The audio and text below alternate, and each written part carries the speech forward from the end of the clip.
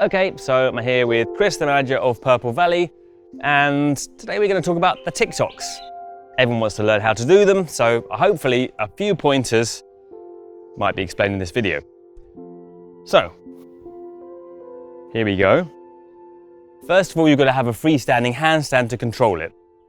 The way you get over, it makes a big difference. So slow it down and keep trying to push your hips parallel looking up.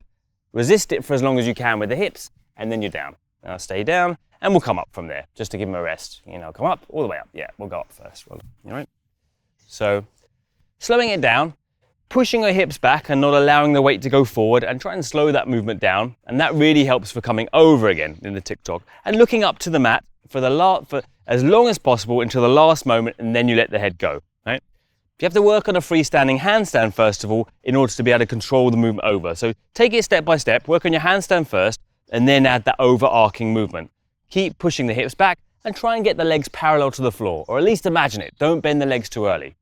Right, so coming back over. Again, have caution. It's not an easy movement. I learned it on the beach, and yeah, if you have a beach close by, that would be good.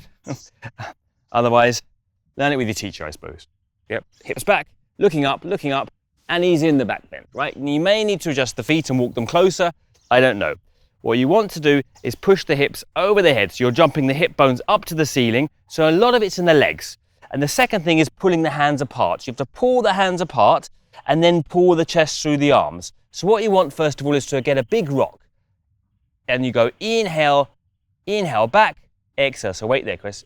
Inhale back, exhale. So inhale back. And when you think about jumping the legs, you're flicking the toes and you're jumping from here. You're trying to jump that high as you can, as you push the chest back through the arms and flick the toes. So that exhale here, inhale, and you do it 3 times, and try to do a couple of jumping. So we'll get them to jump a couple of times. Jump a little bit, and then pull the hands apart, pull the chest back through the arms, down.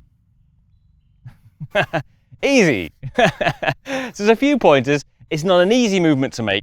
Break it down, start with your rocking, and then just little jumps first of all. Maybe put a block there, that can help you as well. And again, just like with the Karundavasana video that we filmed, trying to slow that down movement from the handstand. Slowing that down really helps as well to get that flexibility in your back and the arc, yeah?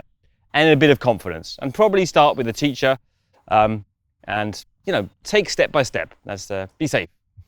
It's a complex and advanced movement. Well done.